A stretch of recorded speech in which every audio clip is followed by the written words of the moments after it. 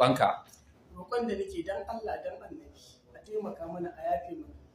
Dan Allah ni ko wayata ma in ana da maganin kamar zan kare araba da ita layi na wanda na fita dan araba da shi wallahi ba zan kara ba. Na yi nadama saboda tun kafin in zo nan dama kusa in ce ban da yancin kaina babu inda nake zuwa.